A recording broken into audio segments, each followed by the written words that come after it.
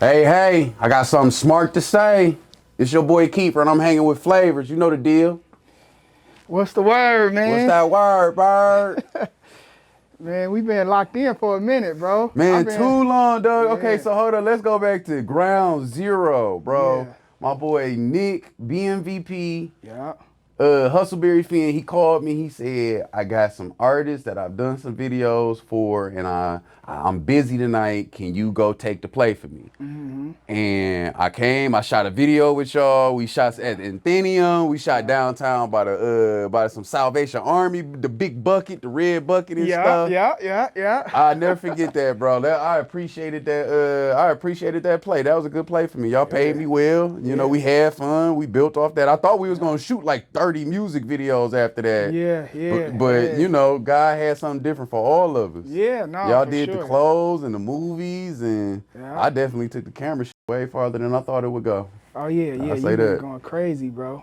for sure, for sure. I want to start from the beginning, but you could tell your whole story. Yeah. So, if you could describe yourself, who would you say is Keefer? If you could describe yourself. Keefer is an underdog for life, to a fault. Like, I'm one of those people that I'm always being reminded by friends, family, and even strangers that, yeah, bro, you really one of them ones. Yeah, You know what I'm saying? yeah, I know I'm top five. I know I'm top oh, five in the state by far. You know, and I appreciate my opportunities. I appreciate all the people that I've been able to grow with and work with over the years, and hmm, everything that has built that reality for me to be top five. But man, I'm yeah, an underdog for life, for real, and yeah, that's how I move. I don't. You can see it in my work pattern. You can see it in my portfolio that I tend to cater to underdogs. I tend to cater to the people that I see something in that ain't been seen yet. yeah, And that's what I like doing, man. That's yeah, what I like doing. I like bringing light to something that ain't been lit yeah, yet. and bring it to the public, bring it to the Type stuff, masses. yeah, for sure. Yeah, And I also kind of got like this secret hat of being like a marketing guy yeah, type stuff. So you know, everything that I've done with some sort of like campaign in mind, some sort of like takeover or rollout in mind. So you yeah, know, it's deep in the rap for me, for sure, for sure. yeah. So, where you from? Eastside. Okay, Eastside, okay. born and raised east side of Detroit. My mom and my dad got divorced when I was 3. So I Mm, grew up in 2 different households, week to week. okay. 1 week at dad's, 1 week at mom's. Pretty much every week, my mom moved a little bit farther from my daddy house. Mm. By the time I got out of high school, I went to high school in Farmington. So we Oh, started on word. started on the Okay. east side. By the time I got to high school, I was in Farmington Hills High School with my mama, still going back to the east side to my dad's every weekend. Yeah. Like right now to date, my mama live in Texas. I tell you, every week she moved farther from my daddy still to this day. Oh man, what was you into like sports? What type of? So you went to different schools? Went to different high Man, I went to schools? different schools my whole life. I only went to 2 different high schools though. I Okay. went to Thurston and Redford. That was cool. That was chill. I played football there. And I went to Farmington. I was Yeah. playing football in Farmington for a year, my junior year. I played football in Farmington my sophomore year and my junior year. Mm-hmm. My senior year, when I came back and I was supposed to play football, I had got an opportunity to do a TV internship, Mm. and it was through the school. Okay. Okay. So the TV internship and the football conflicted each other, and I had to make a decision. And I went with the TV for sure, because the Yeah. football wasn't doing it for me. I Yeah. wasn't, I wasn't no star athlete or nothing. I had Yeah. fun, you know what I'm Yeah. saying. Team-based workflows is what I started learning to, you know what I'm saying, focus on, and other stuff. I took it with me, but no, you know, I wasn't no. Do you think the TV internship like helped you to Oh, it like? turned me up, bro. Yeah. It sparked me in so many ways. It showed me exactly what I wanted to do, I had been known that I wanted to do with my life in some regard. Yeah. Because like I think up to that point, I honestly thought I wanted to do acting. Okay. I really did want to do acting because Yeah. it's funny because at that same time in that senior year, I had the TV internship and I had acting class. Yeah. And that's when I was met again with another crossroad where it's like I can try to develop this on camera whatever that is, whatever the lifestyle of becoming the best actor is. I can develop that, or I see this other route where I can be in way more control over what the viewer's taking in. And I got into the directing stuff. And, you know, for better or for worse, man, I love what I do. I probably will one day pop back out and do the acting thing because I actually do have a passion for it. But, you know, time and the place. All right, what type of student would you say you was in school? I was, I graduated with a 1.7. I graduated with a low 2.0, man. I was not an academically sound student, but what I was a charismatic student, and I made friends with the faculty. I made more friends with faculty than I was able to make with my peers. And that carried me through my education, for sure, for sure. And, you know, people looked out for me and threw me opportunities that they weren't giving 4.0 students. 4.0 students wasn't getting offered to go to Harvard University and represent our school in the diversity debate. Damn. I went and represented the school in the diversity debate with a 2.0 grade average. So it was always charisma for me that carried me through high school. Once I found those things that I really did like, I got A's. But if I didn't like it, I would give you a C. Yeah. I'm gonna give you this C real quick. Like, is it any like crazy experience or crazy moments you remember from high school that come on top of your head? Core memories, man, so many. I'll tell you one of the ones that like that kind of just showed me who I was as a person. I came in, I think it was like right after like,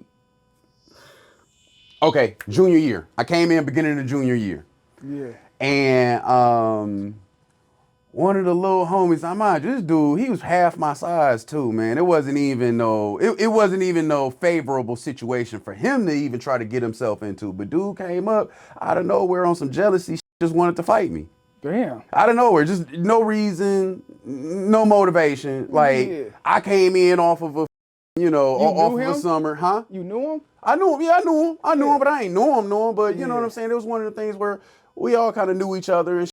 And, dude came up to me with not even a problem, but, wanted to cause some static. And I looked at that moment and I'm like, no, I'm not about to fight you. Yeah. I got to fight my mama if I get kicked out of this, I'm going to have to fight my mama. Yeah. I don't even want to, you know what I'm saying? So fuck all that shit. And I really just, I diffused the situation and I learned that you don't have to engage in certain shit unless you really want that for you. You know what I'm saying? So I definitely let that shit roll off. He said whatever he said. I ain't even react to the shit and it was smooth. It just was what it was. And I had another situation in high school. It was funny as hell. This one me and my dog got to scrapping, but it was my boy. You know what I'm saying? This one you end up Keenan was a head taller than me. You know what I'm saying? So and I'm a big nigga. Yeah. And that was always my fear growing up, is like hurting a small person and being responsible for that. But when me and Keenan went at it, this what it was. We was walking down the hallway and Gabrielle was walking in between us. Gabrielle thought it was funny to reach around to Keenan and grab his butt or something. And so Keenan, like, I don't know how she played it off to make it seem or feel like she could move out the way and Keenan could direct his anger at me as if I was the one that did this. But next thing you know, me and Keenan scrapping in the motherfucking hallway. Damn. It was cool though. It was my nigga. We ain't hurt each other too bad. We ain't hurt each other too bad. And then once all came to light and he realized Gabrielle had grabbed his butt or something, he was feeling dumb. So he apologized to me. It was all cool. Yeah. Okay. So what made you get into shooting videos? What made me shoot my first video? To even buy the equipment to even, you know what I'm saying? I remember the story. So, excuse me. I remember the story. I was a fan of Danny Brown. ASAP Rocky did a Danny Brown video. He did Blunt After Blunt. Well, if you watch Danny Brown's Blunt After Blunt, at the end of it, it says directed by ASAP Rocky. So I saw that shit and was like, damn, rappers can direct videos? Well, I'm a rapper and I like videos, so I'm going to direct some video because I used to rap. Okay, I used to rap. I used to have rapper friends and shit, and I'm like, fuck it. I'm going to go ahead and I'm going to buy a camera. I'm going to shoot my homie in them videos. They're going to They gonna blow up, I'm gonna blow up, then I'll be able to come back around and do my music. Yeah. Is what the plan was. Yeah. I had a homie named Mike Phelps, Microphone Phelps. If you don't know Mike Phelps, then you should look him up. If you do know Mike Phelps, then you're probably into the battle rap world. You know the battle rapping shit. Mike Phelps is one of Michigan's greatest battle rappers. Crazy freestyle game, crazy pen game, and he a real lyrical dude too. So I told Mike, I said, Mike, this is what I'm gonna do. I'm gonna come shoot you a couple videos, and you're gonna tell your friends that you pay me $150 for these videos. Yeah. So when your friends hear about it, they gonna pay me $150 for my video. And guess what happened? I shot his video. Next thing you know, I had about 3 motherfuckers trying to pay me the $150.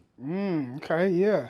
And that is something money coming in, like, that's something that still applies today. Like every time I go and do a project, especially if I'm doing something that I'm proud of, and I know I'm about to put something out that is of pars, you know what I'm saying, on that level. When I'm putting something out, and I already know at this point that people are going to see it, someone's going to be inspired to take that chance on themselves, and that'll inspire another booking.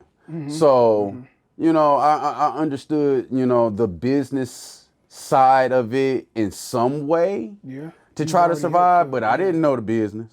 I ain't know the business, but I knew it enough to try to get started. Had a good marketing strategy. Type shit. And so quickly I learned that a lot of people didn't have the 150. Yeah. So like even the ones that did have a 150 last week, they're not gonna have a 150 next week to do it again. And $150 isn't a lot of money to live off of or do anything with. So I said, hey, I gotta be able to make some more money with this camera thing. You know, I had bought a camera at that point. So I don't know how exactly, but if I think real hard, I'll remember. I just decided to start doing weddings.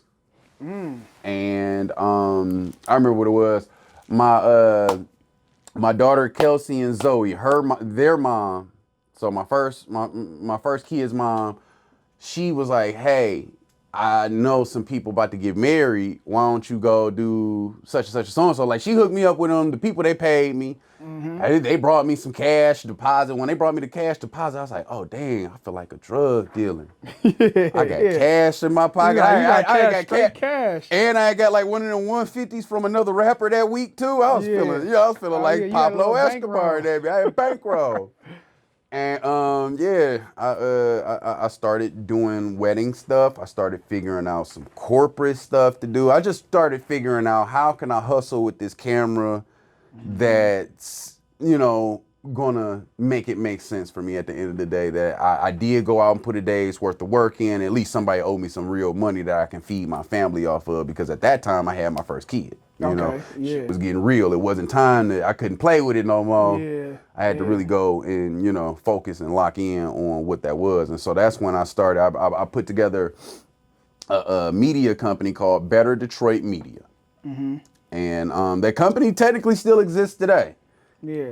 If I decide to go and do some massive corporate shit, you're going to see Better Detroit Media right there, okay? And I got together with my real good buddy Myron at the time. Myron, he is a legendary photographer himself. You know Myron Watkins.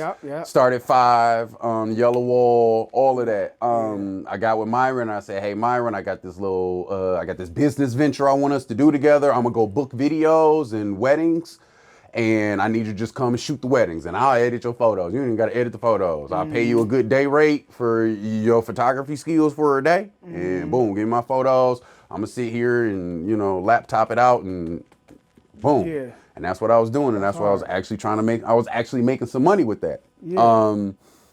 Also, in the meantime, between time, I was a PA. I was a production assistant for bigger level, like real production, professional industry stuff, like Fiat commercials and like little Turkish foreign films that was coming here to do their whole $5 million movie. I got to do, I was in the special effects department one time for a Battlefield movie.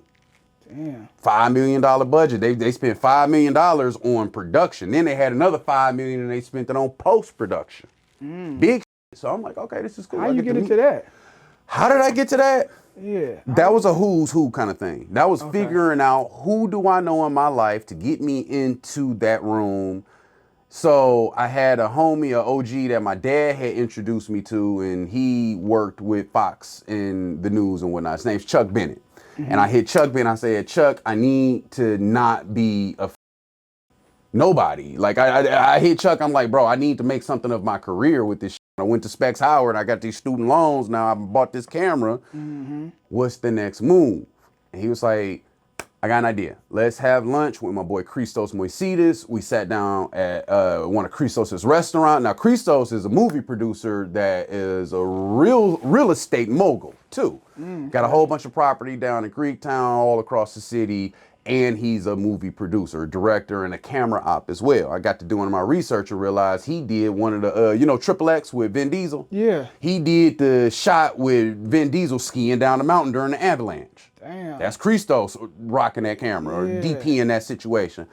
I got to link up with him and I got to learn from his bigger systems and meet the other professionals that he was putting me around. And I learned really quick that you make friends on set, you take care of business, and you solve problems, and people are going to call you for future opportunities, and that's how it was. It was just, it was a piggyback system. I'd do one job, and I'd meet one person from another department, and they'd be like, oh, yeah, he cool. Let him come in the gaffer department. Let him come do some lighting, too. Let him come do some electrical work, too. Let him go do the camera option, too. And once they started handing me that camera, that's when they started doing that more. So I would be in different, sets and situations with different people, Christos and his folk, or Avalon and they folk, or I'd be over there with my boy Logan and they folk, and they'd hand me the camera, and I'd go shoot cool stuff, and they would put my shots in their final products, but I would continuously, repeatedly be hired and paid as a PA. I wasn't getting asked, or I wasn't getting offered a camera operator rate. I wasn't getting asked, I wasn't getting offered to be a AC, assistant camera. I just didn't, I literally was like, I was pissed. Yeah. I was mad. I was like, dog, I feel like I see a glass ceiling that I'm bumping my head against, and I see opportunities being given to other folk. Yeah. But I ain't getting the opportunity. You know what I'm saying? Not to even be like that, but it felt like that in the moment. So I reacted from that. I reacted to that. And I hit up my boy Hustleberry Finn. I hit up Nick. And I said, Nick, what do I got to do? What kind of equipment do I need to purchase? Where do I need to position myself to be of assistance to your company? Because I see y'all, you doing it, bro. You doing it. You look like you got 10 motherfuckers over there working and it's just you. What's up? I hit him at the right time. It was just at that point that he had worked so hard that his momentum had outgrown him. Like I said, he had to call me because he was overbooked for y'all shoot. You know what I'm saying? Those were the small bricks that built me and him working together. But when I hit him and said, hey, what do I need to go get so I can be of assistance to your company? He really clicked in his mind like, okay, Keefer really trying to work. He trying to, And I got over there with Nick, and Nick had all the equipment already, so I didn't need to buy shit. He had the drones, the Ronins, the gimbals, the high-end camera. The one thing him and I had in common is we were both shooting off a Panasonic GH4, and we were the only ones in the city shooting off a Panasonic GH4. Everybody else was buying Sonys and whatever else, Canons and Nikons, right? But we had got the Panasonic GH4. And that set us on edge. That made whatever we did different from whatever anybody else did, automatically. And the one thing about Nick at that time was I borrowed a memory card from him.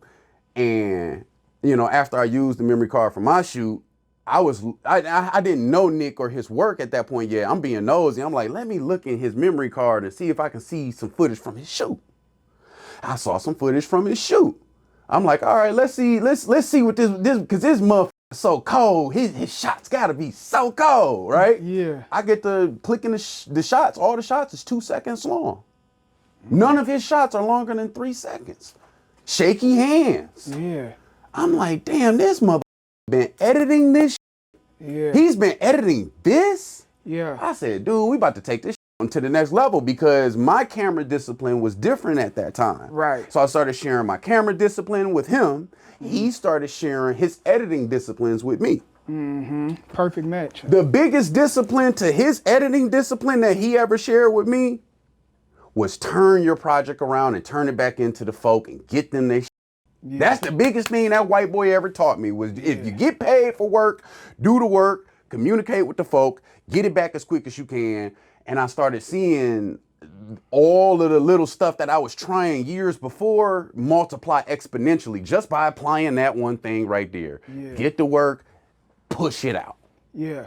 Don't get hung up on perfections. Don't keep trying to reshoot shots and go out for second and third days. Because at that point in my life, I had a project like that I had went out and shot 10 times. Yeah. And still hadn't released and still didn't release it. Yeah.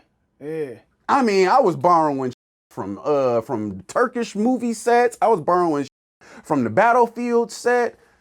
I'm borrowing smoke machines, cameras, big ass lights, all type of shit to shoot this one massive ass music video, and the shit never came out because getting hung up on them perfectional things and, you know, stuff like that. Yeah. And thankfully for me in that situation, it was a passion project. Nobody had paid me to do that. So if I wanted to walk away from it, then that was my decision. Right. Sorry I wasted everybody's time, but hey, this is what we have done. But yeah, once I started applying the business tactics that Nick had honed in so well, and once we started applying some of my camera disciplines to the treatments that we were doing, and then we both met in the middle on our creativity and just wanting to do more. Yeah, no, niggas wasn't fucking with us during that run. Like, it was hard. It was hard to rock with us during that time. It was hard to compete with us during that time. And people did. Like, everybody, you know what I'm saying, fended for themselves and helped continue to push the bars and continue to set the bars up. But the way me and Nick was setting them bars, y'all know, or everybody know, the way me and Nick was setting them bars during that certain 2015, 2016, 2017, 2018 period, you know, me and Nick mastering that team-based workflow. Yeah. Has changed the landscape of the music industry, the rap industry, the way these videos look as a whole, not just at home, as a whole. And I appreciate God for my opportunity to put my sauce into the world. Yeah. But I see my sauce reflected back on me a lot when I go up and down my timeline. Yeah. And it's fire. And it's folks. But you know that's some part that you influenced. Yes. For real. I do. I do know it's a part that I've influenced, and I do also know that there's a lot of recognition, but I also know there's a lot of nuances where even though I may have influenced something on a trickle down, somebody might have learned something from a whole nother videographer that had learned it from a whole nother videographer that had learned it from me. Right. It's a trickle down. 6-7 iterations ago. You know what I'm saying? So, yeah, I'm chilling. So at that time, whatever God got for me is what God got for me. But yeah, I be having people in my ear like, yeah, Keefer, you supposed to be all that shit, buddy. Yeah, you one of them though, for sure. I appreciate it. God is good, man. All right, you know. So is that what gave you your confidence that going working with the big movies and stuff like that? Yeah. Oh yeah. And I mean, like we were talking about before we even turned on the cameras today, we all have those Rolodexes. We all got those contacts. I still got those contacts. Yeah. And when it's time, I'm put it together. I'm calling them folk. And I'm saying, hey, dog, is dude that was PAing and running and grabbing y'all coffee at the drop of a hat and making sure y'all was taken care of. The one you said you always gonna take care of when I got to that level. I'm at that level. I need that call. I need that help right now. But I'm gonna make it count. For real. But yeah, all of that working in bigger scale stuff, definitely every single time. I mean, I worked on big Shine productions before, like getting into the industry and doing stuff on my own. I worked on Eminem stuff. I worked on Royce da 5'9" stuff. And that was just the music video stuff. Rose Spit stuff. Rose Spit had a whole reality show we were doing out of Burn Rubber. You know Burn Rubber up there? Burn Rubber, yeah. Him and Rick Williams. Yeah. So that's the first thing that Christos ever had me do. I was PAing for the reality show for Burn Rubber, and that was awesome. It was beautiful. That's live. That's where I met Gerard Victor. Gerard Victor was a camera operator for Christos on that reality show. Operator at that he was time. a DP camera operator guy. Yeah. He wasn't the director guy at that point, but I can't tell his story, but I do know that him and Rose Spit were doing a lot of work, and that's one of the things that carved the way for Gerard to get more directing opportunities. And then he landed Fabulous as a main client, and then he went off to New York and did some amazing stuff with his career. So it was like a whole generation of y'all at that same time bubbling it. And just, yeah. Oh yeah. You definitely have a generation of crazy creatives bubbling around that 2014, 2015 era. That's actually before that. That's 2011, that's 2012, 2013. 2012, 2013 is what we talking about right now. That's that bubble for sure. It was bubbling like a mother. That's when Dej Love dropped Try Me. Yeah. Oh, that's when I walked into Myron house. I walked into Myron loft, and he was like, "You gotta hear this song." He played it, and it took me so long to realize that it was Dej. And I had known Dej from years before that when I wanted to do the rapping stuff, and we were doing little showcases and stuff. And her first video was done by Justin Millhouse. Yeah. Like, dog, it's crazy. Yeah, no, we was bubbling. Like Justin Millhouse, that dude, he done went on to do amazing, great things with his camera in his career. He does a lot of sports stuff, I believe. Wow. Yeah. Oh, word. Okay. Mills is Millhouse. Yeah. Like, damn. Germ is, you know, one of the greatest wedding photographers around here right now. You know what I'm saying? Like, I was able to build and learn with some of the best. Yeah. I thank God for that. Like, it's certain lessons and certain things that we've gone through and the time gap that we have over the next class up, that it makes it really hard to, you know, compete. So it's not a thing where we need to be competing. It's a thing where we need to be, again, getting back to that team-based workflows, building that. You know what I'm saying? Using what I got, using what you got. You know what I'm saying? The current class has different things to offer than my class had to offer. Right. And, you know, going through the things that my class went through, I now have different things that I offer to the game. You know what I'm saying? That's where I find myself, you know, appreciating the artist developing opportunities that I've had over my career. Yeah. You know, whether it has been on purpose and or fully intentional. You know what I'm saying? You know, I've worked with a lot of artists before they finally got signed. Yeah. And, you know, at that point, my work's done. Yeah. My work's done. Time for me to move on to another. And then by the end, you know, the relationship's a little stressed anyway. Yeah. Because we've been dealing with each other's personalities. I've been working with you and needing to pay me however you can pay me when you can pay me. You've been dealing with me and my turnarounds and my family life or whatever the hell's slowing me down. So, you know, move different ways, you know, and start fresh type. And that's what's been happening. You just spoke about artist development. I know you into artist development. Tell us about that. Like, tell us some of the artists that you work with and you developing and you working with now. Developing now. So I jumped into the artist development. I picked up the hat. I said, this is what we're going to do, after realizing I was already doing it. Yeah. I had been developing artists in my own way, been adding to their ecosystem, helping them build whatever that is, right? So when I finally say, okay, intentional decision, we're going to develop artists, I jumped into the running like, oh man, we're going to pop one out this year. We're going to get one to go global or some shit like that. And that first summer doing that, I learned really quick, no, that ain't what the fuck happens at all. Once I got into that summer, what we were able to do from a business perspective is we were able to scale out and pre-book the summer. Okay. Summer's cool. Summer can be busy, but summer also has dead spots. Okay. Yeah. So we're able to supplement income. We're able to get outside and work and, you know, hone in skills and, you know, make ourselves better every time. And then in the grand scheme of things, offer really high-end visuals to artists that, you know, we're developing. Yeah. But just not ready yet. Right. You know? And so what I learned in that was like, damn, I got a heart for like 15 different artists. I want to develop all of them. All of them deserve a shot in my eye. Yeah. And I had to take a step back and really like look at what it is and say, okay, I can't be so. You can't do all of them. I can't be so compassionate and caring about all of them at the same time. Right. Okay, there is going to have to be some focus, and there's gonna have to be some back burner going on. Yeah. And since then, I've probably weeded that artist developing list from like 15 different artists to about 5. There's Tess, there's Rock Legend, there's Deuce 22.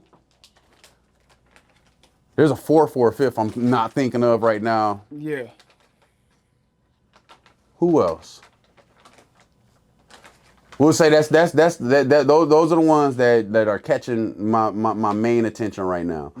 I'm telling them all, like, hey, it's only so much that I can do if you're not willing to do your part. You got to do your UGC. You got to make sure your user generated content is coming from somewhere. For sure. At some way. I don't care if you got a rap in the car like Skilla, and you said that you got a rap in the car like Skilla. I don't care what it is, bro. Yeah.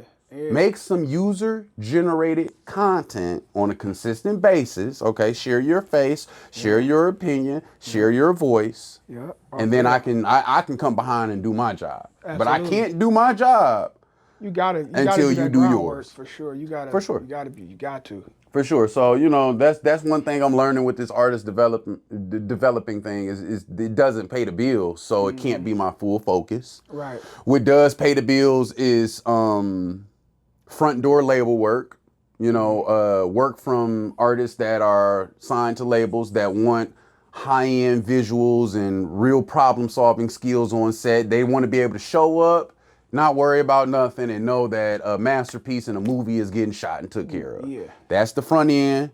There's also the underground artists and the underdogs that I still have a heart for and will take, bookings when appropriate.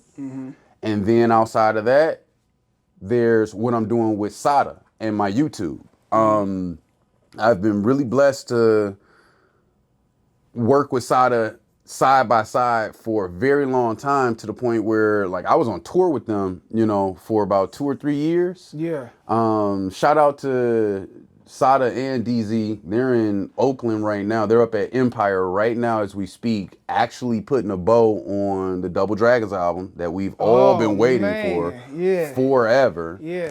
But yeah, a long time ago, Eastside Juan and Barry both needed me to go out to Oakland to capture that first week of them working on that. And, you had Sada, DZ, you had Flair. I remember Nook was out there. There's a bunch of us out there in, beautiful recording sessions up there in the Empire Studios. And, it was a good time.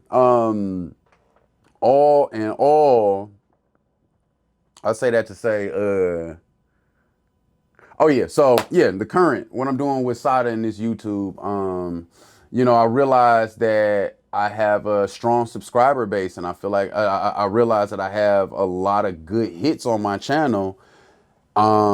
Just continuing to push that and continuing to work with Scoob and make sure that we're dropping exclusives for, his fans and, the fans that I've helped him build on my YouTube as well. Cause it's really interesting for him. Like, you don't have too many artists that have several different ecosystems that he can drop different kind of works to, and it's successful. Yeah, he just did a rock and roll. He just did the rock and roll feature, and that's doing successful in its market. The stuff that he drops on my channel does very successful in that market to those 35,000 subscribers. Y'all 35,000 subscribers, or 36,000 subscribers now. I love y'all. Y'all be buying all my diapers around the house. I love y'all. Y'all my niggas.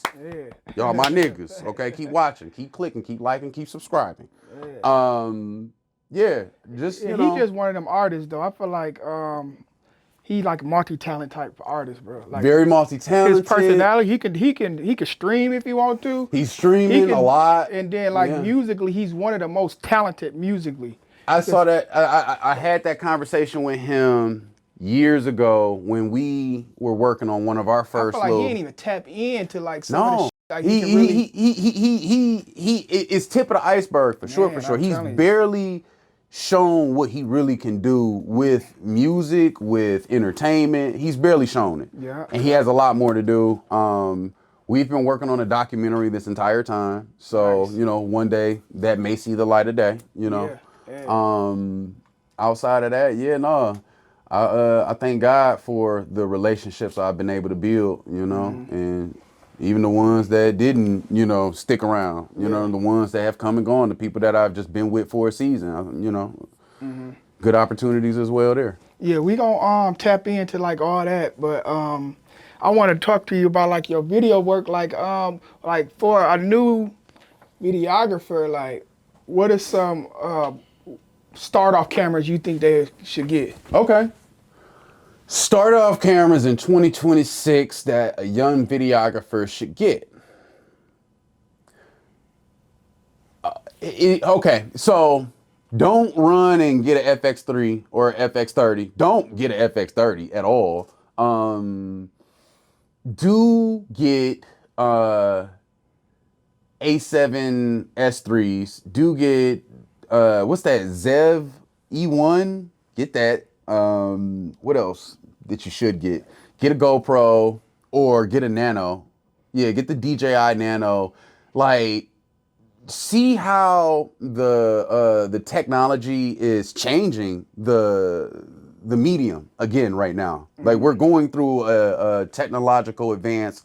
We're going through a change and a shift at this time in this moment. Yeah. So pay attention to that and try to find those cameras out there that allow you to do more than just get the shot. Like those Nanos that have the little gimbal in them, and you can put them in your pocket, pop them out, now you vlog in, or you shoot something serious with them, stuff like that. Yeah. That's another thing. Don't just run and buy a camera. Do some soul searching and research and find out what type of media you want to make. Do you want to make sports? Do you want to go and make a movie? Do you only want to make music videos? Do you want to dabble in it all? If you want to dabble in it all, you need a fire-ass hybrid camera. Get an A7 IV. Or they got an A7 V now, stuff like that. Yeah.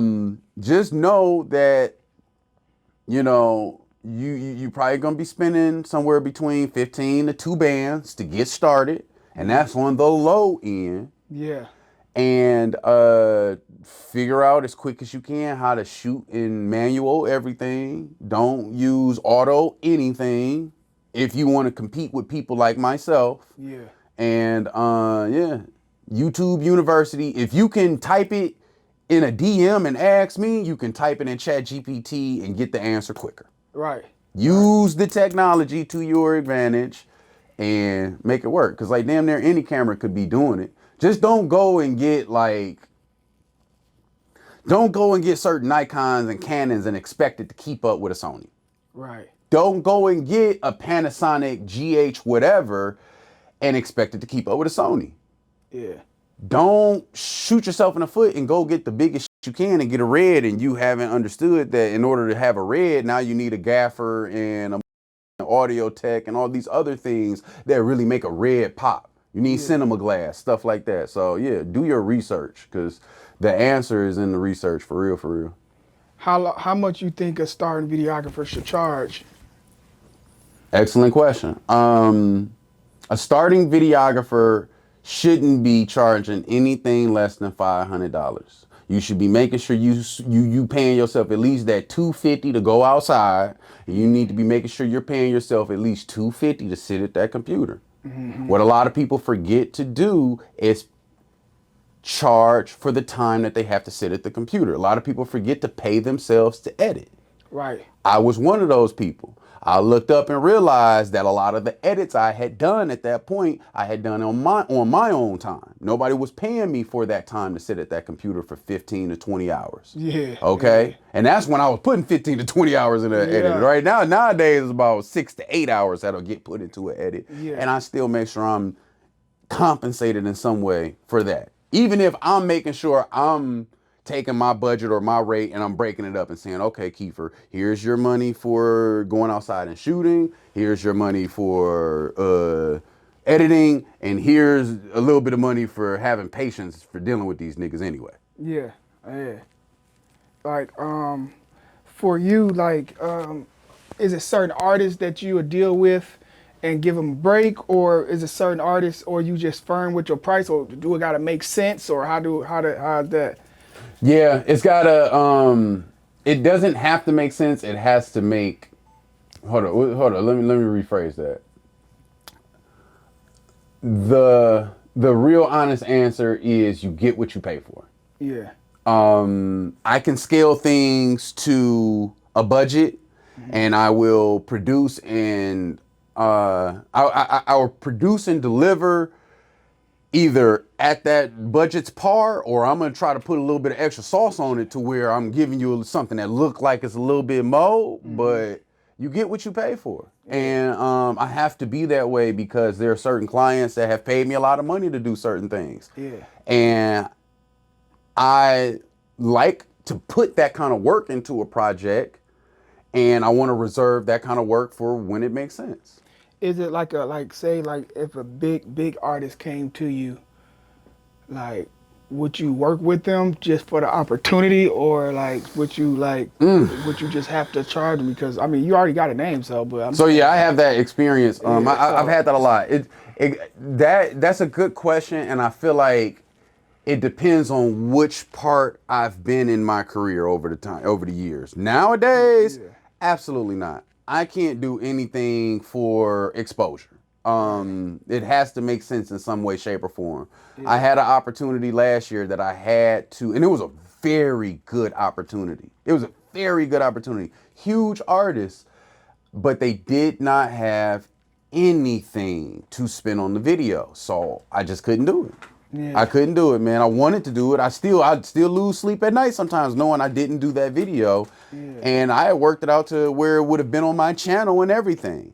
But I wasn't in a position to pay for production value in that time. And the reality of life was I had to say no to that opportunity, because what I've been getting into lately is a word or a phrase called opportunity cost.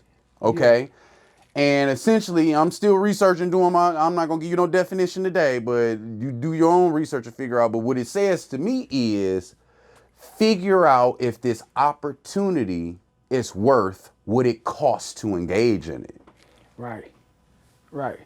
Yeah. So, yeah, no, if it's a big artist and they have a name and they want me to work without a budget, it's not happening. Yeah. It's not happening. It's nothing personal. No, it's just what it is. It's just like my job costs money. I like to spend money on this shit. I like to put money on screen. Yeah. I don't put money in my pocket. I put money on screen.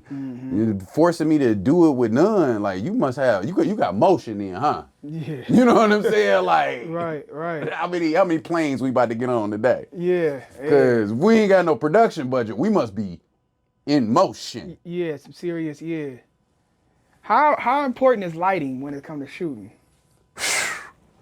Lighting is as important as coming with a memory card and a battery in your camera. Yeah. Even if you don't have lights, lighting is still important. There is ambient light, okay? The light that exists in the environment that you're in. Figure out, especially if you walking around here with a Sony. Yeah. You don't have too much excuse to be producing shit unlit work on a Sony. Find the light, position yourself, take control. See, that's what's happening. A lot of people aren't taking control of their sets. A lot of shooters ain't on set. A lot of shooters are just rolling along with something, and they're having to catch up with the content as it goes. In that scenario, you need to be a fire-ass shooter. You need to be honed the fuck in.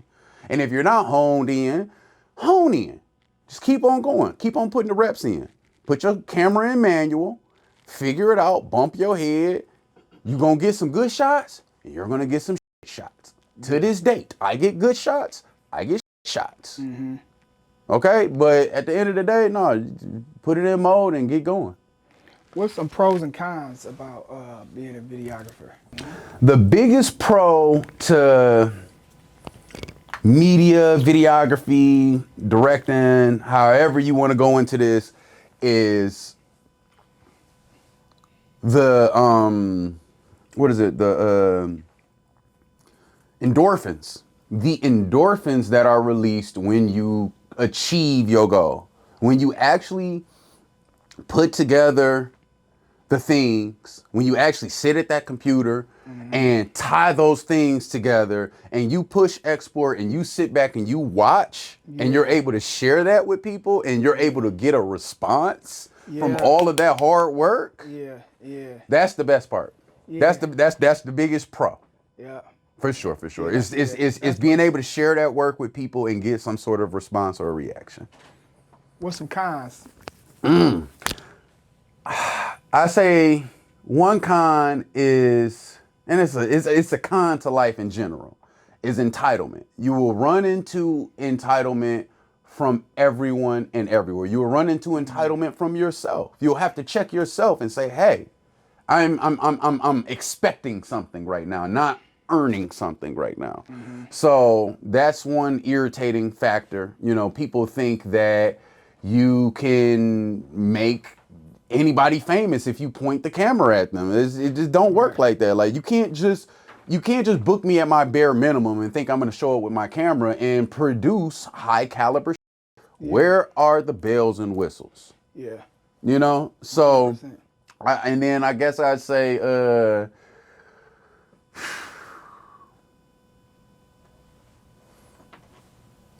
money. It costs money, man. It costs money to do this. If you want to do it right, it costs more money. Everything that you'll ever want to purchase that is a film centric or like a film tool is going to be more money than it would have been if it wasn't a film tool. It costs. It's not expensive. It's not an expensive career. It's not a cheap career to go into at all. It's a very expensive career to go into, and it takes blood, sweat, and tears and your money. 100%. For sure. 100%. I've seen a lot of good dudes burn out doing this. What are some of the biggest challenges you encountered on your journey so far? You think some of the it's been so many challenges. I remember one of my favorite core memories with just a challenge and overcoming. I had a panic attack before a shoot. I was in Atlanta by myself. I was supposed to shoot a T Grizzly video. I had organized a location at a mall. It was a Philip Klein store that my cousin Reese worked at. And all I had was me and Reese. That's all I had. It was just me and Reese, and I had T Grizzly arriving eventually, and I was in over my head. And I mean, overall, like everything was taken care of. My cousin had already took care of the location. It was clothes at the store. It was jewelry and all type of sweet that T was about to bring. So I cleared out the store and made it work, and I pushed through. But I literally had a full-fledged panic attack. I froze in my seat. I did not want to leave the house. I did not want to send T Grizzly the location to the shoot. I was stuck. I was stuck for sure. But I overcame that, and I made it through by the grace of God. For sure. I made a really good video too. It's the one with him and Moneybag Yo. Oh, okay. I forget the name of that joint, but yep. Whatever that T Grizzly video is with Moneybag Yo, I had a panic attack right before that shoot. But I still shot the lights out. So what is some do you edit all your stuff? No. Hell no. That's what I was about to ask, like As the more you grow into your director's hat, the more you understand the power of delegation.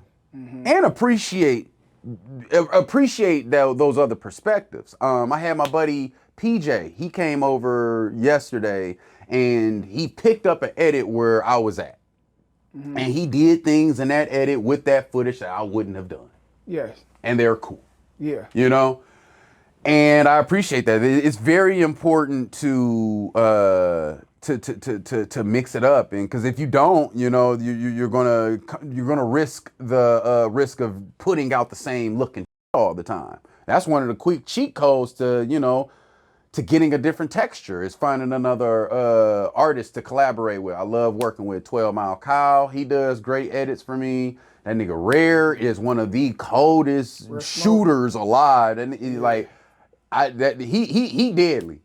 He cold with the computer. He cold with the camera. I love the edits that he's done for me. I got 248 Cinematic. That's my boy TJ, cold editor, playing with the special effects and stuff like that. As y'all know, I had Wesley Snipes for a very long time. Shout out my boy Wesley Snipes. You one of the biggest goats and the biggest dogs when it comes to that editing stuff. Yeah, no, it's important to again, team-based workflows. It's important to get those other perspectives on, just like with music, right? Yeah. I don't like a beat maker to do the mix as well because there's a conflict of interest for me. I like an engineer that ain't the beat maker, that ain't, I don't want the rapper mixing and mastering it either. Conflict of interest. Yeah. You know what I'm saying? That's because that's when you get those songs where the beat outdrown the rapper, the rapper rapping so far over the beat you can't even barely hear the beat because the wrong person to mix that shit. You got to get that third perspective in there, you know, to really push it. I feel that way about color correction. I do a lot of my own color, but I prefer to get my stuff colored if I can. Clark, excellent colorist, you know, as well as a director and a DP himself. But yeah, if I got some money and I can get it colored, I'm sending it to Clark. Yeah, nice. Type. So, what is who is some of your favorite all-time videographers or directors? Like just period, like you know, Man, local shit. It's just period. People I look up to that have done things with camera. It'll be Spike Lee. It'll be Quentin Tarantino. It'll be, I love some Michael Bay. That boy Michael Bay be doing some shit with that camera, boy. It's sometimes I be watching Michael Bay and I be like, is that Hype Williams? Yeah. Hype Williams. Dude, did you see, not to take us off topic, but did you see the ASAP Rocky and Nas ad? Yeah, I seen that. Off the belly reference? Off the belly reference. Yeah. Still referencing belly in 2026 is a flex, bro. Hype Williams made one of the coldest movies ever and never made another movie. That was a class. That was his only movie? Yes. Yes. Damn, that's that man crazy. is a music video director, one of the greatest music video directors of our time, and he gave us belly. Yeah, he gave us belly. He gave us belly. As far as like local guys, it's just one dude everybody keep talking about, and I've been saying bro is one of the coldest. If you don't know about Icy Files, if you don't know about Troy, you will know about Troy. Okay. You know, and then shout out to the rest of the guys. Suave, he cold. Diego, he cold. Yak, he cool. CT, he cold. Yeah, it's a lot of fire in the city, man. It's a lot of fire in the city. It's a lot of really competitive folk. Like I hate that I did any names. Like I probably prefer y'all not to put the names in there because there's like so many names that need to get said. But hey, if they get their feelings hurt, they get their feelings hurt. Yeah, like you know, it's a lot of people, bro. It's a lot of people. It's a lot of people running down. You know, for a I long said this time, earlier to my girl. She was showing me some TikTok, and it was like my boyfriend edited my get wet. It was some girl sharing her TikTok, and her TikTok was her boyfriend editing her get ready with me video. And I'm watching it. I'm like, damn, everybody a editor now. Right. Everybody, niggas, they was in the comments like, damn, he cold. Right. Because he was cold. Yeah. He had that shit rocking like, you know one of the best shows to watch for really good editing? What's that? 2 Chainz, How Much Does It Cost? Oh, that's a boring ass show. That's a boring ass show if you don't have those edits. Yeah. But with those edits, hella entertaining. Hella entertaining. Yeah. It's the edits. Yeah. Damn, that's crazy. As far as like music and the whole music industry in Detroit, how you think we stand out from other people, other states? So circa 2016, 2017, we were bringing gangster rap back. I felt that's what it was. You know what I'm saying? That was what it felt like. Now in 2026, we have we got a strong footprint in the music industry. Ground zero at home. Sometimes it could feel like the grasp on that is slipping. At home, ground zero is sometimes can feel like we don't have as much momentum as other times. Yeah.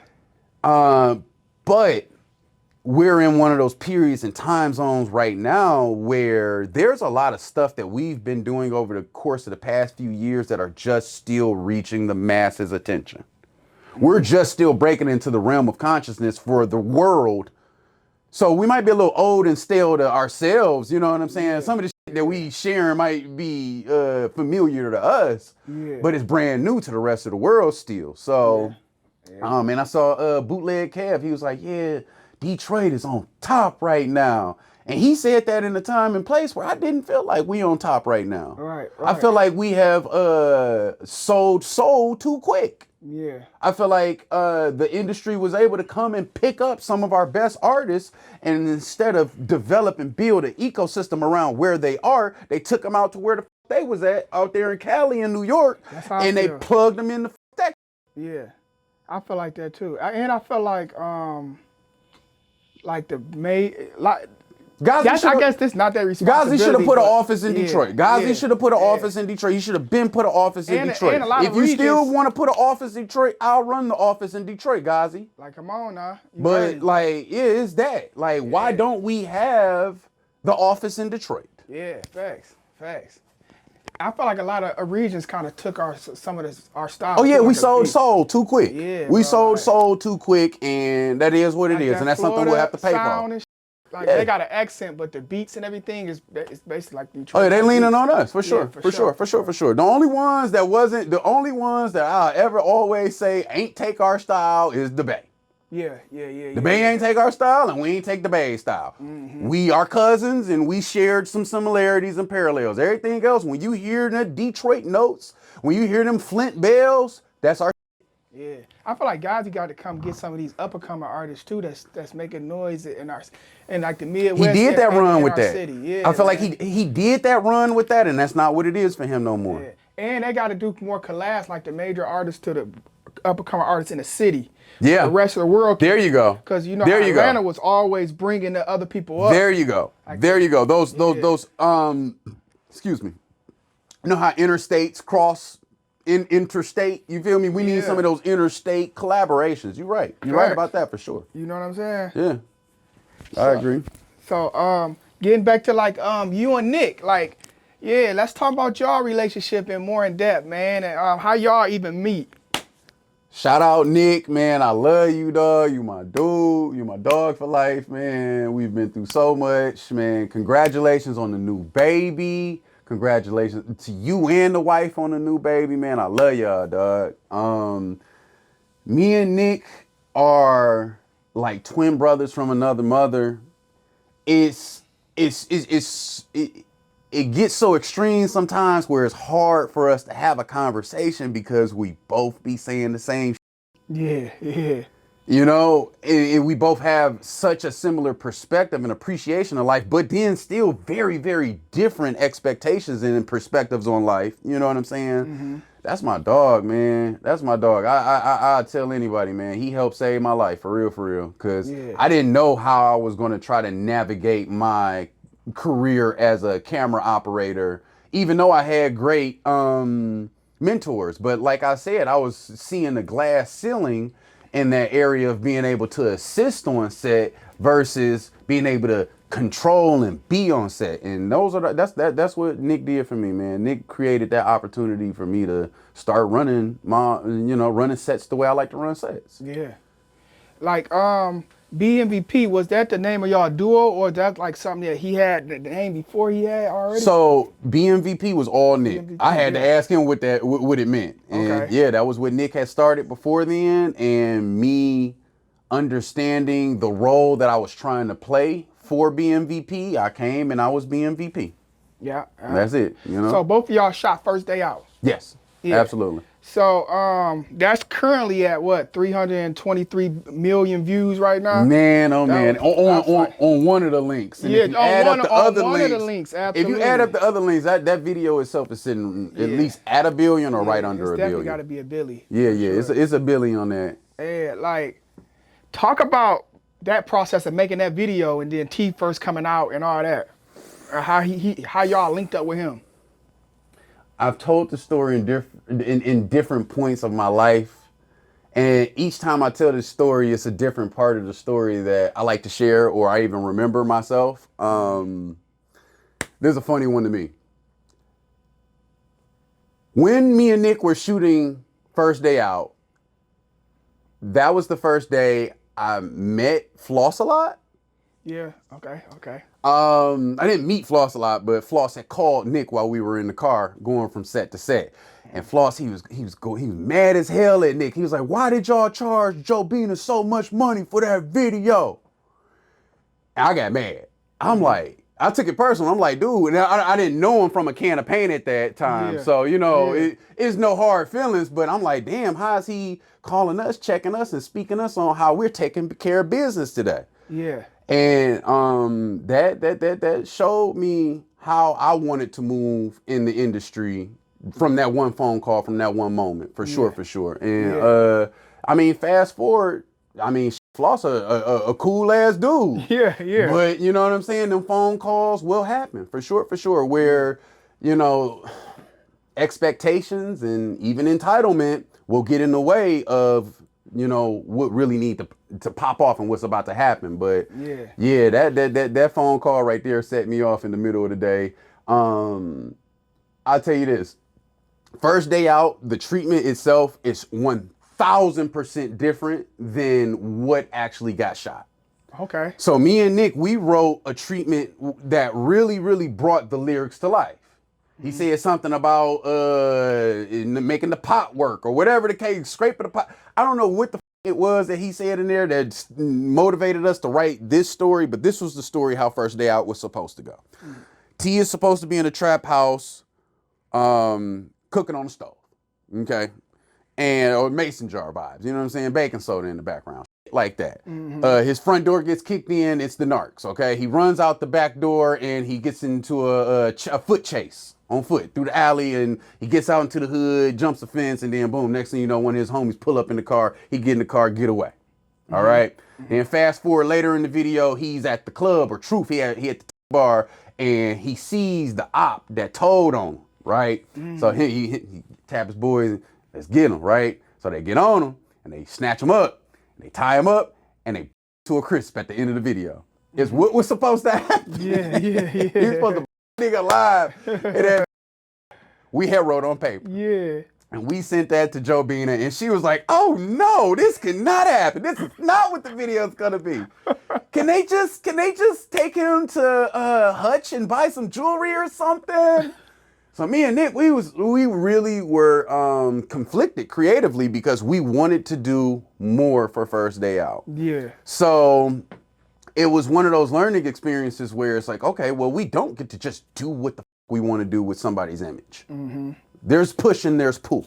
Okay, Right. So we had the tough conversation. Well, these are the things that we see and we want to do, and they told us what they were willing to do, and that's how the video came together and happened. And I hold near and dear to that workflow to date. Like I'll get a brand new client and they'll send me a song, and I'll send them my treatment, and we'll get on the phone about the treatment, and I'll ask them, please don't just let me do what I say I want to do. Like push back. Put your input in it. Put your input into this so that we can actually create a masterpiece. Because that's in my opinion, that's how a masterpiece is created. Yeah. Multiple minds, like really working on it. Yeah. Really working on it, and it ain't easy. What's some of the parts y'all kept in it that from your original thing? I think there's only one part. Yeah. I think there's only one part in First Day Out that is okay. There's two parts. There's two parts in First Day Out that are representative to the first that stayed true from the first treatment.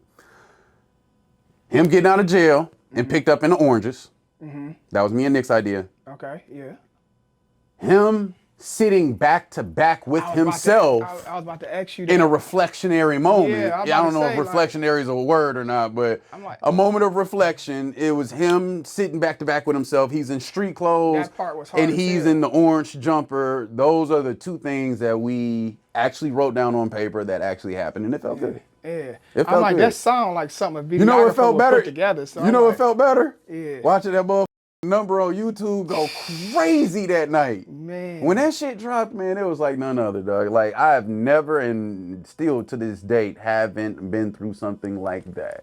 Yeah, it just where jumped immediately. by every 10 to 15 minutes, there's another 1,000 views. Like, it blew my mind. Like, when I first heard that song, I knew that, I knew whatever we did that day with that video would end up circulating locally. I knew a lot of people would see it at home. Yeah. I didn't know we was about to go global though. Yeah, yeah, that boy went crazy. Going global was cool. Man, Going that would have to be global was amazing. so cool. That is honestly a dopamine hit like no other, dude. Yeah. And it will f your head up. It'll have you working and chasing after some that you had to really self-analyze and be like, whoa, am I still trying to get that first day out fix again? Yeah. Am I trying to go global again? Yeah. Instead of just keeping your head down, just working, you constantly trying to because keeping my head down and working is what got me there. Yes. Yeah. Bingo. Absolutely. So, yeah, like we was saying, T kicked the door down for Detroit. For everybody to hear that sound, Detroit sound. He did. There's no way around it. That's what, you know what I'm saying? T was, what's the word I'm looking for? T mobilized a lot. Yeah. T mobilized our sound, and he mobilized our story, and he mobilized how we show stuff. Yeah. Excuse me. And I feel like,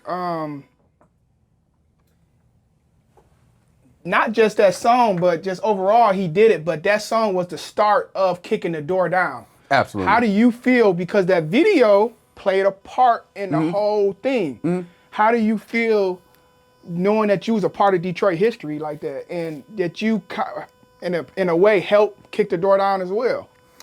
I feel blessed. I feel blessed that I was a part of Detroit history in that regard, bro. Like, we just got a phone call. We were putting in good work. Somebody recommended us and said, hey, call those guys. I'm going to tell you the truth. I'm going to tell you God's honest truth. Helluva told Joe Bina to call Jerry or Nick. Helluva didn't even know me at that point. He didn't know that me and Nick had started working together, and that's who they were going to get when they got the BMVP, right? I think they tried to call Jerry. Jerry didn't answer. Second phone call was to Nick. I was sitting right there with Nick, and it went on from there. Damn. It went on from there, dude. It was a beautiful story. It was a beautiful moment. Me and Nick was sitting in his Jeep Compass. Helluva called him, and he was like, hey, I got this manager here. She need to book a video. I told her, y'all the only ones that can shoot it. And so they put Joe Bina on the phone. She asked us a price. We told her $1,400. And we split that money down the middle. And we made that nigga a millionaire. Did that go on y'all channel? Huh? Did that go on y'all channel? And we made them niggas millionaires. Yeah. Oh, no, that video went and it dropped on For Show Mag. Shout out Joseph McFashion. Oh yeah. Yep, it dropped on For Show Mag, and then a week Joe later, had to make a bag off that too. Then probably did. And then a week after that, they took it to World Star. And they big boxed it on World Star. And if you know anything about the big box on World Star, it costs $8,000 a day. They had first day out on the big box for 3 days. So count that money.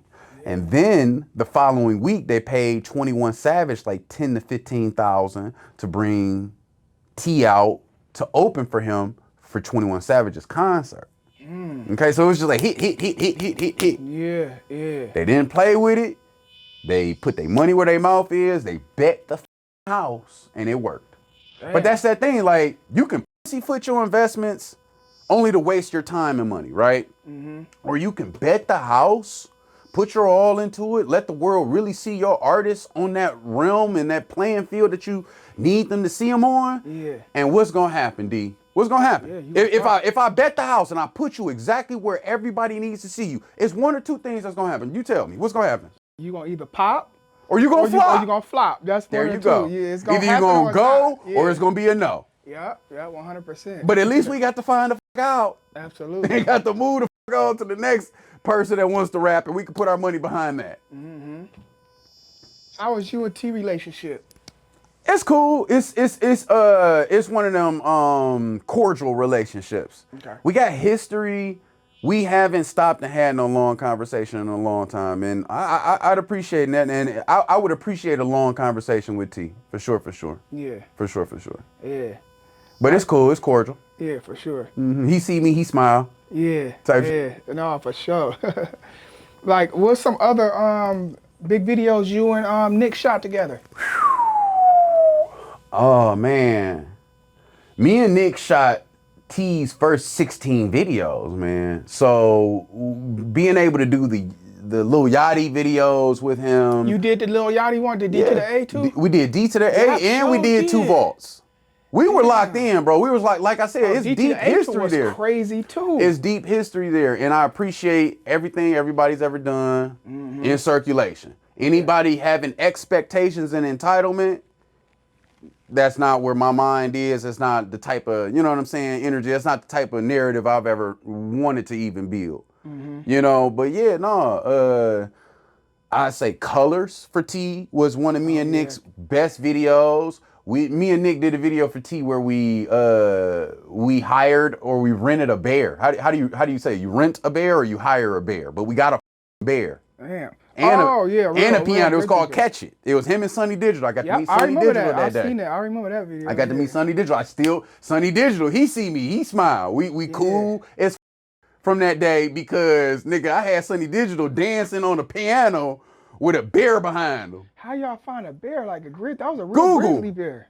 Google the internet. That's crazy. So this how the bear happened.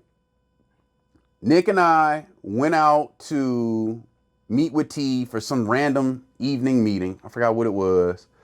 I'm like, man, your name T Grizzly. We need to put a bear in one of your videos. Yeah, that makes sense. That's like perfect sense when I seen it. So probably about 6, 7, maybe even 9 months later, T calls us. He like, you know what? My name T Grizzly. I should put a bear in one of my videos. And we're like, all right, great. Let's do it. We hopped on the phone so quick. We found that shit, found it out in LA.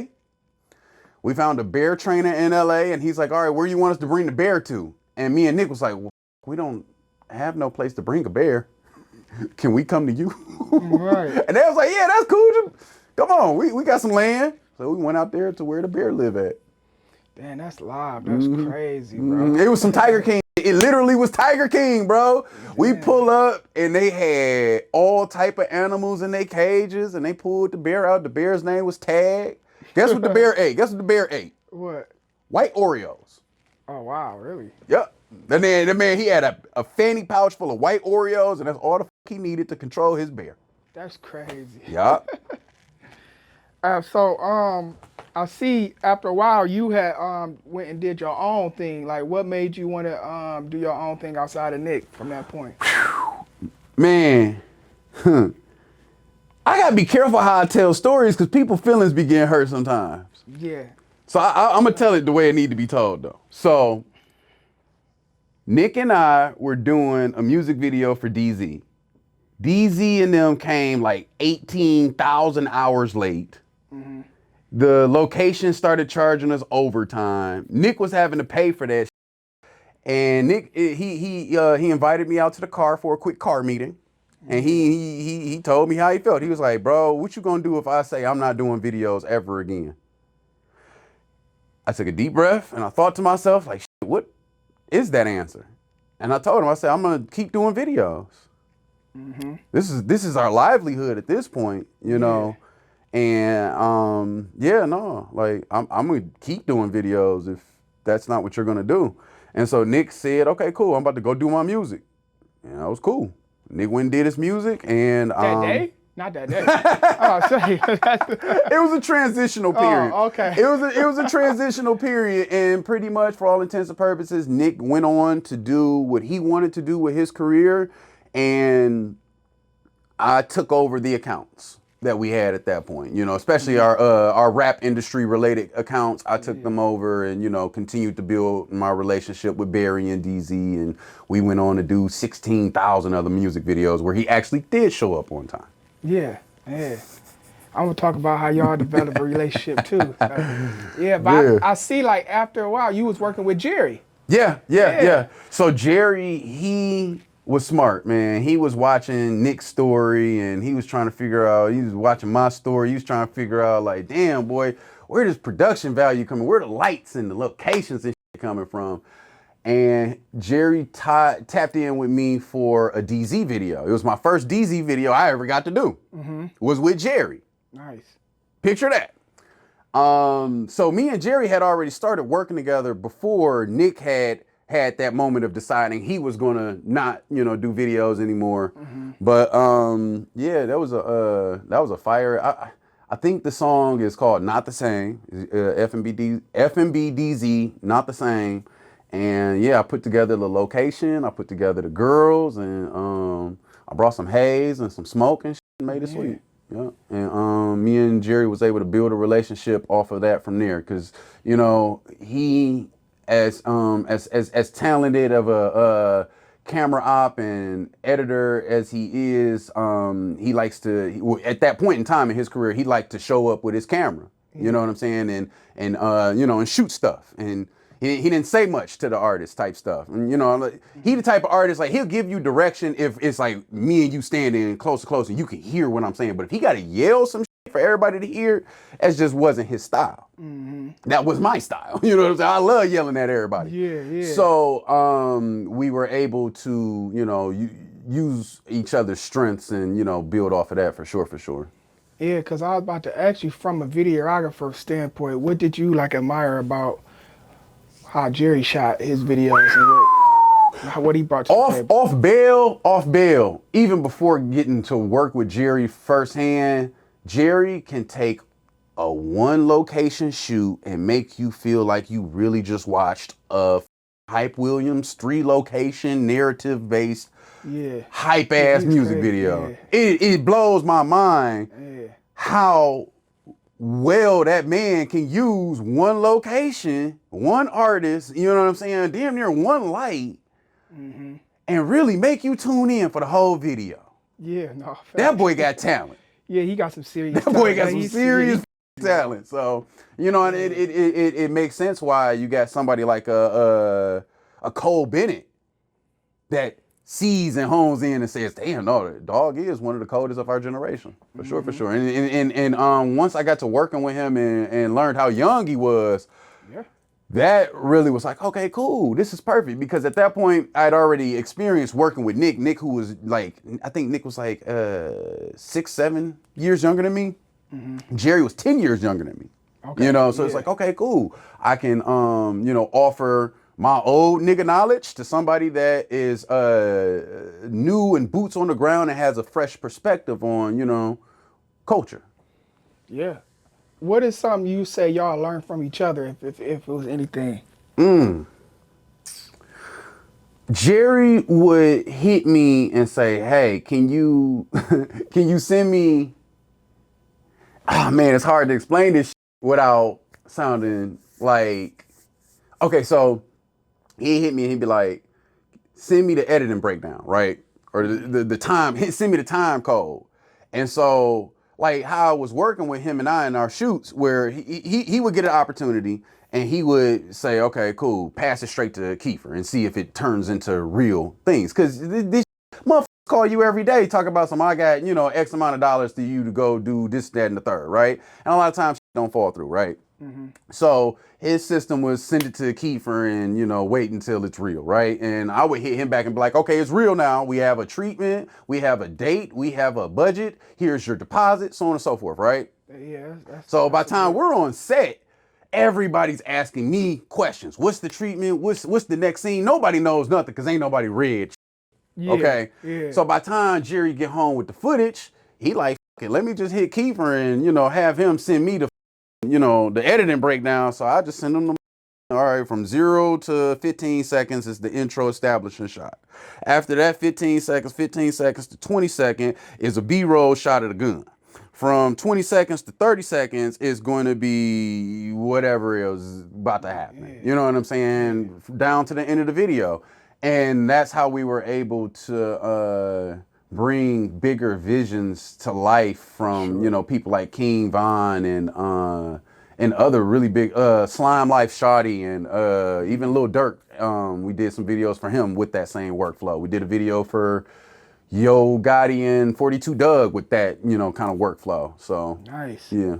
Yeah, I feel like that's a good team thing right there. It makes both jobs more easier because you ain't got to worry about certain. Absolutely. We did one with Pooh Shiesty. Nice. And y'all did something with Pooh Shiesty? Bro, we did so much, man. Yeah. We did so much. The one with Pooh Shiesty and Young Maul was so cool, bro. Like, that so chill. I forgot all the little nuances to that, but Did y'all that do was the one of one them with King days. Von when he was in jail? Yep. Oh, that was heavy. So I got a guy. I got a guy in Atlanta. Shout out Johnny, my boy Johnny in Atlanta. He is my location / everything. I can call Johnny and he can get anything on the floor in less than 72 hours in Atlanta for me. And I called Johnny. I said we need a jail, and he found me a jail. And then King Von hit us with another song, Armed and Dangerous, where he needed another jail. So I said, hey, Johnny, I need another jail, new jail. And he found me a whole new one. This one had a basketball court. Nice. It was cool. Like, talk about meeting King Von, man, and his vibe and everything, his aura. Dude Von had a one of a kind aura. Von had a one of a kind aura, and his demeanor was nigga was cool, bro. He was cool. He was chill. He I was smoking. He was like, pass me that Tuka. I'm like, what the is Tuka? Yeah, he like, what? Oh, nigga, he was cool, man. He had us on O Block with all of him and his niggas. He walked up to me. He was like, play all my niggas. And I looked in the song. I'm looking at the song. I'm like, which part of the song is that? He's like, no, that's a whole other song. That is one of my other songs. I said, oh, okay, cool. I said, by the time next time we do this, I'll know all the words to that. Yeah. We was cool, man. It was chilling. And I liked how he would sit in the studio and he would listen to his song in the background and he would make a voice recording for me and Jerry to make the treatment from. Oh, so lyric by lyric, he would tell us exactly how he was feeling and what he was thinking and what it meant to him or what his idea could be. Oh, so he was in depth with the process. He was in depth with the process, and we were building and creating a workflow like none other, man. When he passed away, we had 2 other music videos that were about to get booked with him. We were about to do his song with Moneybagg Yo, and we were about to do another song he had with a female artist. I forget her name at this point, but I remember the treatments like the back of my hand yesterday, man. Like, that hurt, for real, for real. That was one of them things that made me do a self-check and a check-in. Like, I called Big Wayne, and I'm like, dog, man, like, we're tight. Like, we're not gonna have this type of situation, are we? You know what I'm saying? Because I know Scoob a hothead. You know what I'm saying? And I'm worried about him now, type shit. So yeah, no, it was one of them situations for sure, for sure.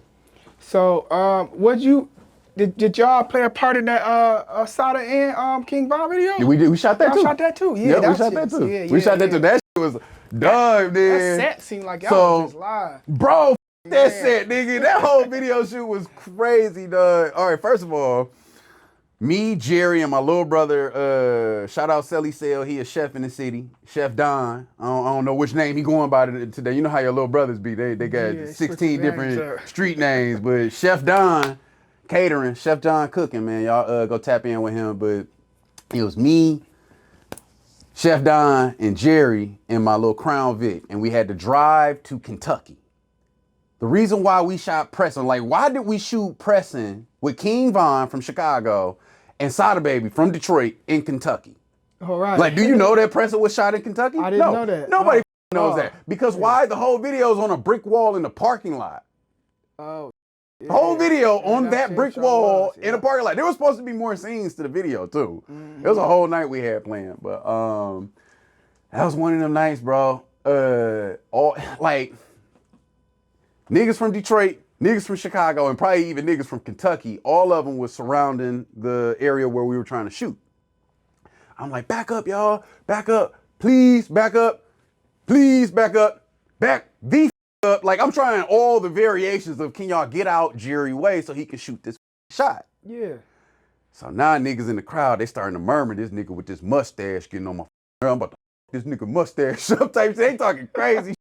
They don't know my little brother in the crowd with him though. So Don, he hear all the bullshit. So Don, he go sit in the car with the ARP. He sitting with the ARP like this, just waiting for the shit to jump off. Yeah. Niggas is still getting hot. Niggas is still pushing in, making it hard for Jerry to get the shot. I finally was like, Scoob, will you tell everybody? And Scoob was like, y'all gotta back the up from my cameraman. Yeah. And they took a big ass step back and got out the way. I'm in my heart like, that's what I was saying. Why he can yell at y'all and I can't? But yeah, no, I was one of them learning lessons, man. Yeah. I'll be coming in with that Farmington. I'll be like, can you guys back up? Back up a little bit. They wasn't hearing that shit, They weren't trying to hear that. They wasn't trying to hear that shit. They was trying to get their Facebook lives going, nigga. Yeah. No, I mean, niggas get their hoes off of being on another nigga's music video set and going Facebook live. So he didn't get his head hit off that, huh? Bro, no, nigga. That's another thing I realized with what I do. I love the homies. I love the support. You know what I'm saying? I love the gang that be around the actual artists, and cause they be looking out for a nigga just as much. You know what I'm saying? If not more, if they can. Cause they love their cameos. They love their close-ups. Yeah. They get hoes off these close-ups, boy. I know niggas get hoes off the Keefer close-ups. I can tell you. I don't know, but I know. So I know it's another video y'all did, Slide. Yeah, we did Slide. We did Slide. So Jerry called me. He like, hey, can you find an ambulance by 11 p.m. tonight? I'm like, I'll try. Luckily for him, me and Nick had already had an ambulance connect. So I called Nick. I said, Nick, I need the ambulance phone number. Nick sent me the ambulance phone number. I called the ambulance people. The ambulance people charged me $120 for that. I think Scoob gave me $200 for their time. So I made $60. But how much is that? I made $80 that day. Yeah. You feel me? But no, man, that Slide was a crazy moment. It was one of the moments where like you're going through it and you're knowing that the world's watching or everybody's watching. You know, the world is Detroit because I don't know everybody else, right? But we also shot Activated that weekend too. So it was one of them weeks where both of them went crazy too. And there's a DZ video we shot in that exact same studio that week too. It's a DZ, Rio, and Sada song from that exact same week we shot in that same studio. But yeah, no, man. And then watch this. I'll give you some game. Legend has it that Jerry is the one that told Sada, you need to do these type songs real quick, right? Do Activated and do Slide. I think Jerry is the one that sent those samples over his way. That was amazing advice right there. He took a lot of initiative and made some shit happen, right? And he went and shot those videos. Never had his hand out asking or expecting payment from anybody. He went and did that on his own strength, took control of the situation, put the on his YouTube, right? It blows up, right? Now what does the label have to do? They gotta pay somebody, huh? They had to pay somebody. Boy, I heard the numbers on that shit too. It's very impressive numbers. Very impressive numbers that they paid him to release them 2 videos over to them. Because, hey, them were hits. Those were hits. And, yeah. Activated was like, Sada was already getting big and stuff, but Activated was like, at that moment, probably one of his biggest songs. Yeah, man. Activated was one of them ones where it's like, whole lot of who? Whole lot of chopper what? You know what I'm saying? Like, Activated was so hard. And I feel like Activated is one of those type of songs that it made a lot of noise back then, right? If it plays in the club now, it's gonna rock that, right? It's gonna rock it. I think that Activated could catch its own second leg and become another hit again at some point. Oh yeah, it's one of them. Because it's one of them. That's one of them songs that's just always gonna be a song that you can play. It's like, you know, the songs that's gonna live for a long time. That song, I think that's one of those songs that'll be with us forever. Yeah. For sure, that's for one sure. Of them. Yeah. You know what I mean? It's rare artists get them too. Yeah. So Yeah. he's lucky with that. Like that's definitely one of them. Like you after that, you start making your own stuff then, like talking about like creating Stash House and Damn, D, you been paying attention. You Oh got yeah. you got the timeline down to a T. Oh yeah. You got the timeline down to a T in this. Okay, so yeah. Um Nick had went off into, soul searching and figuring out his music and his, family life and stuff like that. So that rendered me with a lot of time, you know what I'm saying, on my hand. And, Yeah. me and Jerry were only working maybe once a month. Yeah. And there were times where like that activated sweep when we were doing the slide for school where we were together damn near 6 times in a month shooting some. But I found myself with a lot of time on my hand. Yeah. And I'm like, okay, I'll be damned if I just sit around here and not use my skills. Absolutely. Let me do my shit. And I had always had the mustache and I just did some soul searching and some praying as to like what I wanted my company to be and represent. And I developed Stash House, and it made sense to me because of just my growing up and my own personal specific history.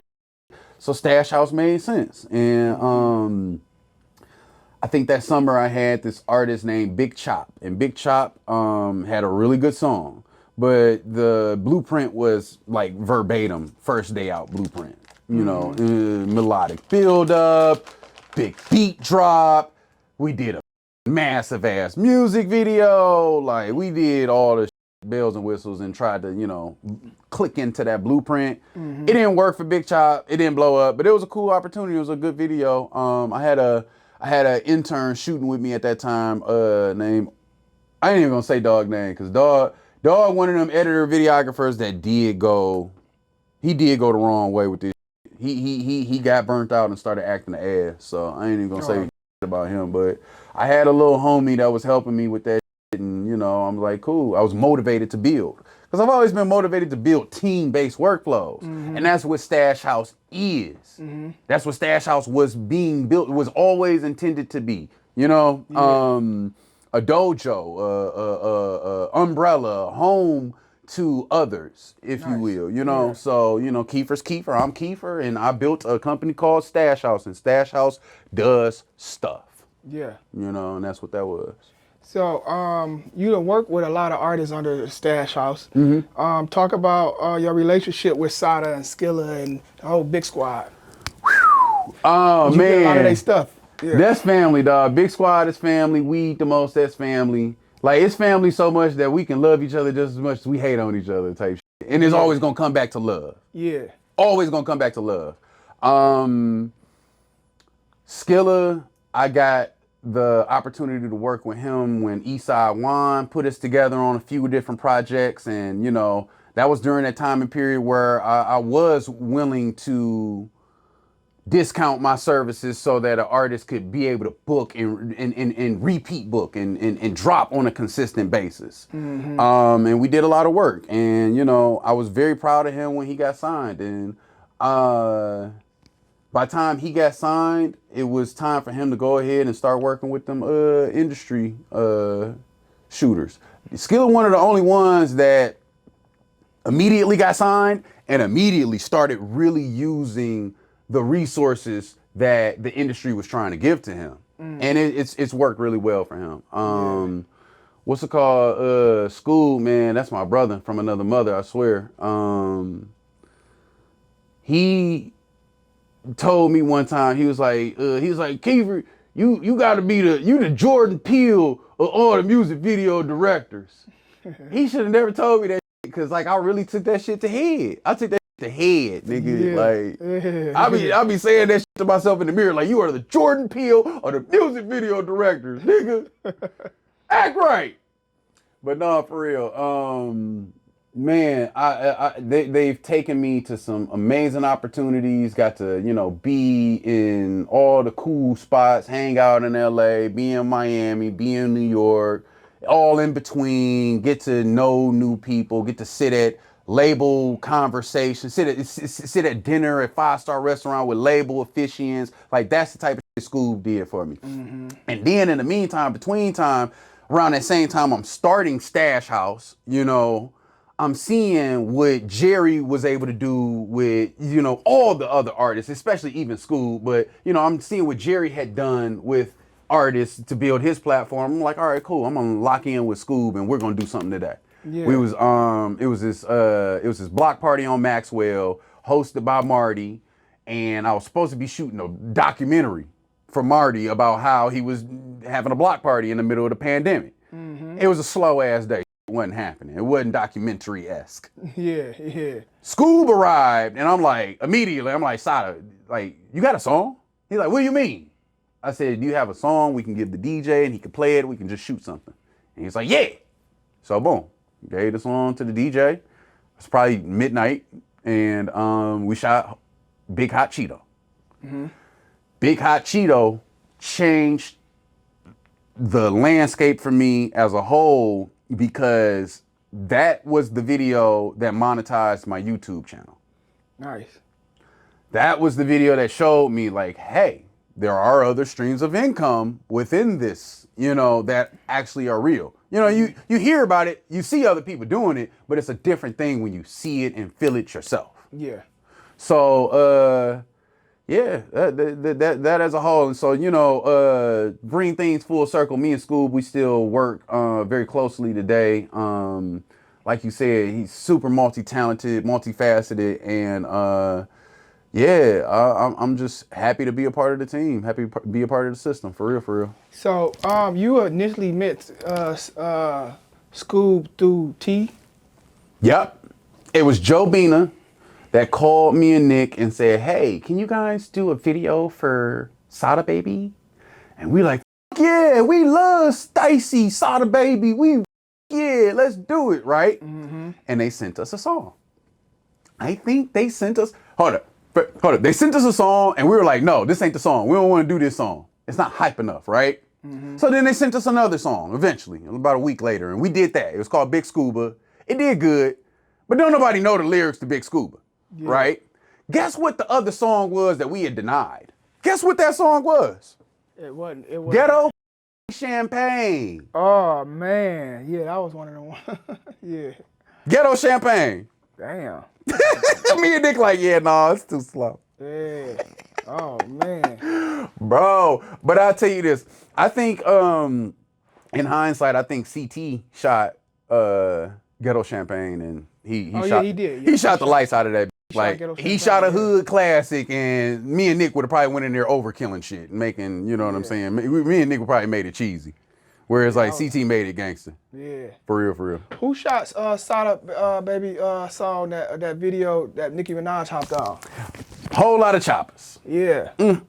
So, Whole Lot of Choppers was shot by 20K Visuals. Okay. Whole Lot of Choppers was supposed to be shot by Keefer.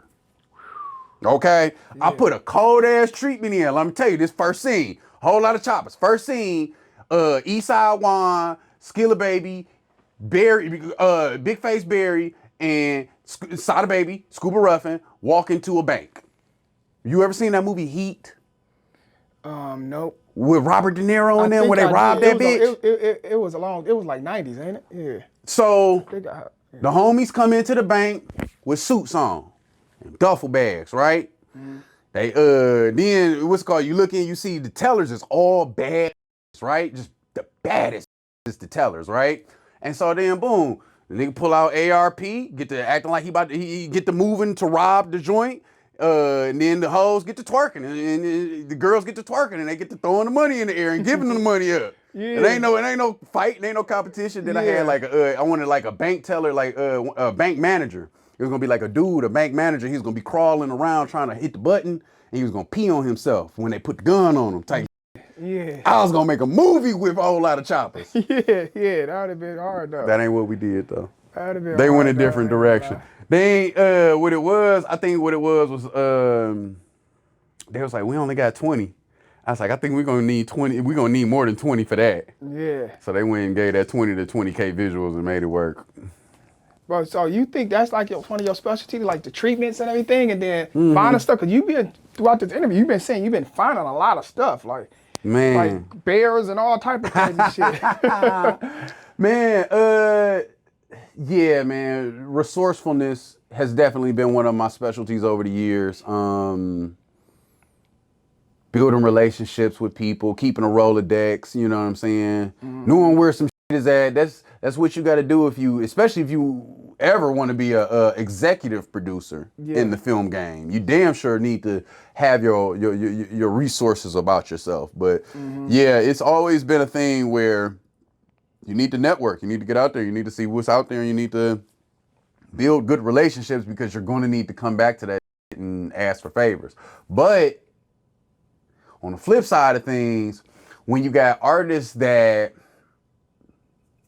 book short notice, cancel short notice, it makes you stop using those resources. So I went through experiences where I'd lock in and I'd have these bigger high-end resources waiting for us to go and shoot a, industry level artist budget. And these people are expecting to get paid and meet a famous person and all that shit. And I got to call you the night before and say, hey, Doggy Bone couldn't find his outfit at Somerset, so we're not shooting tomorrow. Yeah. You know what I'm saying? How you feel about that? Like when boy, that irritated my soul. And it made me stop building and relying on those resources. It made me stop. Yeah. It made me stop. And it made it to the point where it's like, okay, you get what you pay for. We're not going to just utilize Keefer's friends and all my resources to make this hippity hoppity hoopah. I'm sorry. Like, I got to make it make sense for me because these resources are resources that I've collected over time and I still want to be able to use for myself when I do what I want to do. I didn't I kind of, you don't want to burn no bridges. The music videos was a pit stop for me. I just been hanging out here a lot longer than I expected to. I got my shit that I've been wanting to do forever and I'm still going to do that. And I need those folk for that. Yeah. So it taught me early, like, don't call them. Yeah. Don't call them unless you got cashola in hand. I mean, deposits have been cashed and you got budgets scaled out and you're paying rates. Nah, for real.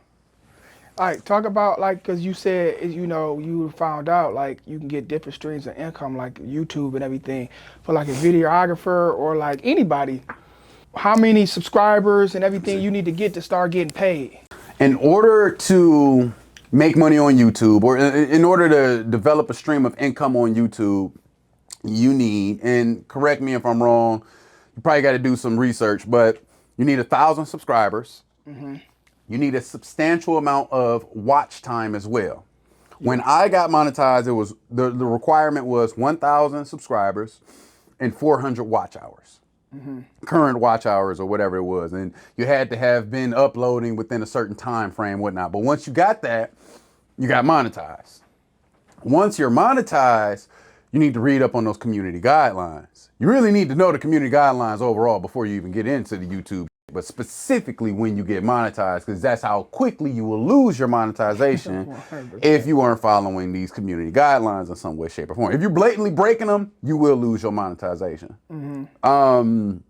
So once I got to once I got to working with different projects on and dropping them on my channel and being able to have ownership over that, I got to see that YouTube generally pays you about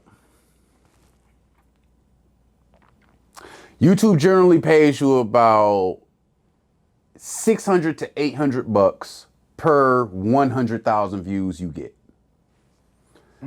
So that's kind of the threshold, especially if you're working with music videos, which have a short, they're like 3 to 4 minutes long. Yeah. Max. Like they're really like 1 minute to 2 minutes long nowadays, right? Yeah. So when you're dealing with these short videos, you need to hit those higher numbers for sure, right? Now, say you got a video that's a 20-minute video. Well, you'll start seeing profit margins on that 20-minute video at about 50,000 views. Because your watch time, So it's about watch time for them. It's about how long can you keep somebody on this platform watching our ads. Yeah, because if you got a 20-minute video, you could probably have so many views, but they didn't watch it all the way through and stuff like that too. Bingo. But also on the bright side of that, you got 20-minute ad. You got 3 or 4 times that you got a 20-minute video and you got 3 or 4 times that ads are gonna play. Yes. So now sir. I can make better money on that. 100%. So yeah, definitely watch that landscape of YouTube and see that these people ain't on there for a living for no reason. They're on there making bank. Yeah. Especially the ones that are super consistent. Have you ever thought about like outside of that, like streaming or anything? Yeah, I dabbled. I was playing with the stream thing for a minute. I'll circle back when it makes sense. Yeah. Not right now. I had a couple people asking about me streaming while edit. I might play with that. That's what I'm saying, like stuff like that. Like that. I might play with that if I could do that on Patreon. You know what I'm saying? If I could do that where it makes sense for me, then I'll do that. Outside of that, I think I'm most interested as far as like other mediums. I'm probably most interested in like podcasting. Yeah, podcast. Oh yeah, for sure. Yeah. Podcasting would be cool.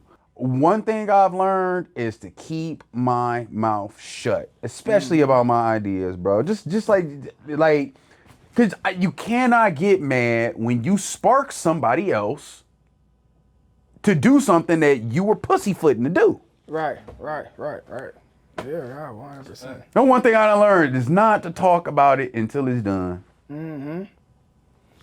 All right, so what's like as far as under Stash House, some of the biggest videos that you feel like you shot? Damn, bro. Because I move so fast and I don't look back often, that is a challenging question. I've gotten some great opportunities with Babyface E. That I'm super proud of those videos and just super proud of, you know, the reception. You know, the people watch those videos, they still mention them to me. Chicken Little is one of them. Okay. And if you watch Chicken Little and if you know production, you'll be like, wow, this is a really good video that probably didn't cost too much money for nobody.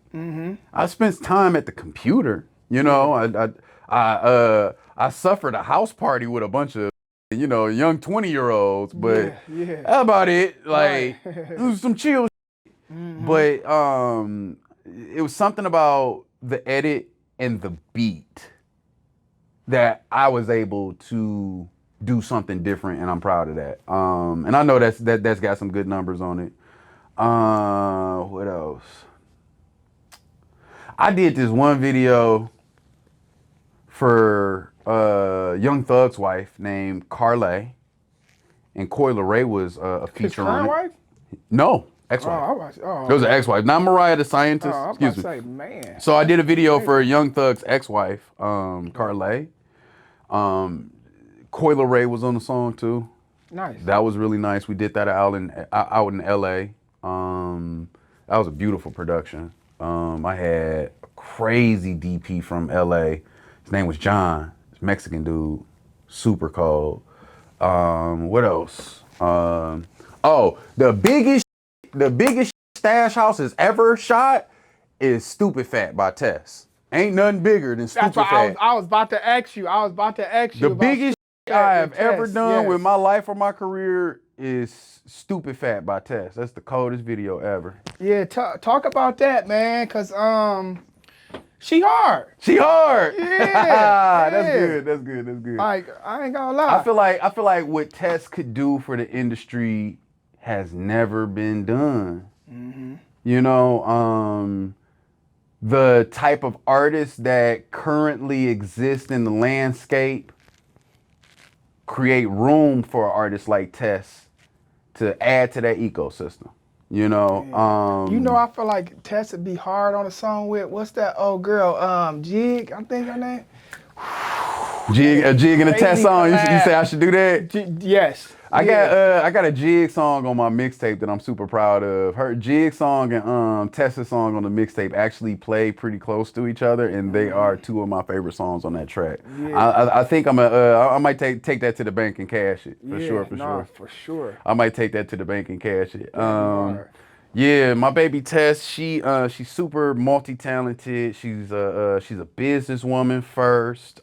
She's super talented and boots on the ground type chick. She know what's going on. She know what's hip. So, you know, if you listen to her music, you'll hear it. And she write all her own music. That's Yeah. one of my favorite things about her is, I don't know why, but you know, when I push her as a female artist, everybody be asking me, "You write for her?" No, I don't. Like she write her own. Yeah. And it surprises people that she write her own. But Yeah. yeah, Because that's she all cold. coming from That's why her. that, you know what I mean? That's all coming from her, and that's the That's thing. right. Like, at the end of this year, after I'm done with whatever we do with test releases and test new music, I want a test listener to be able to feel like they learned something.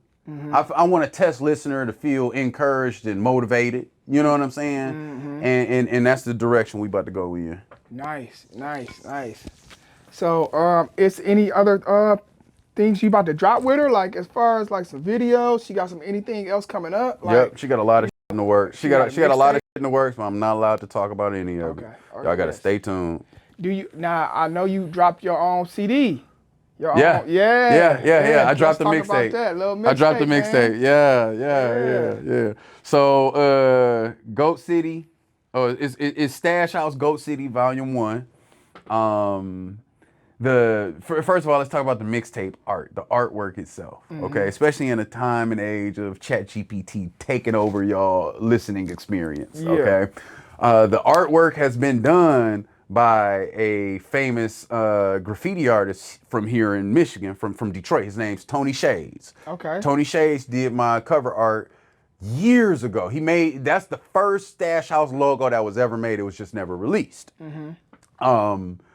And yeah, Tony, he one of the coldest, man. He got art all around the city to this day, big ass murals. But he lives in Germany because Fiat kept hiring him to paint their cars at their auto shows. That's how cold dog is. Yeah. But I'm getting distracted. So Goat City Volume 1 is a passion project of mine that's been in my heart for some time, and I'm happy to bring that to fruition. I'm happy people are streaming and playing it. Shout out to everybody that's been listening. If you haven't checked it out yet, it's on all streaming platforms, Spotify, Apple, YouTube Music, however you listen to music, you can listen to Stash House Goat City Volume 1.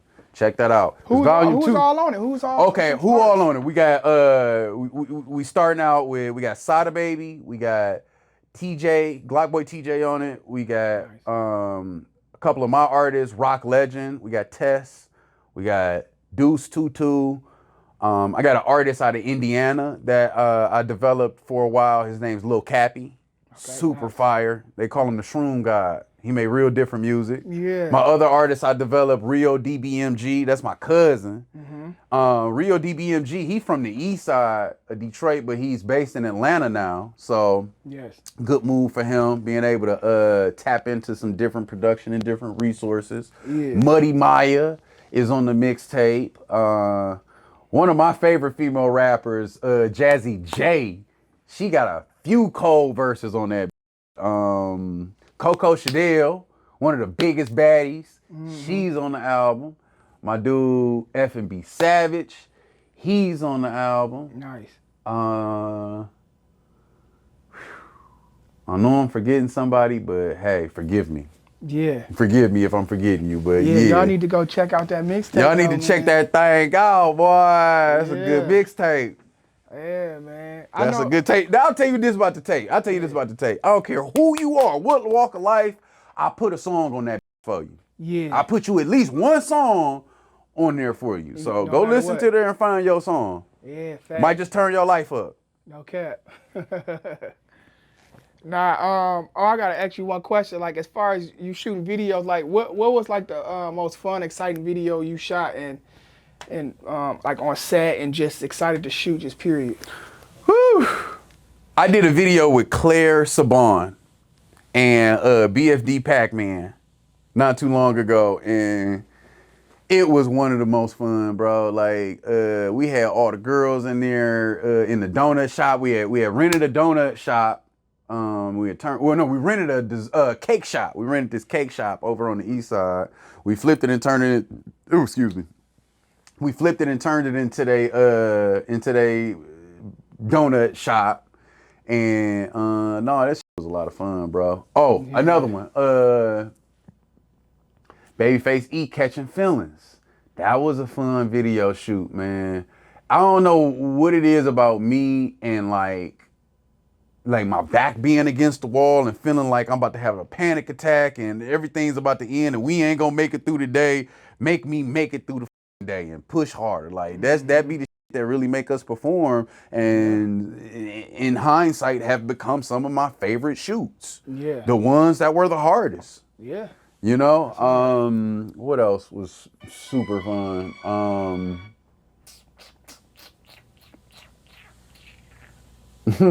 I did a video with Y&J at my house.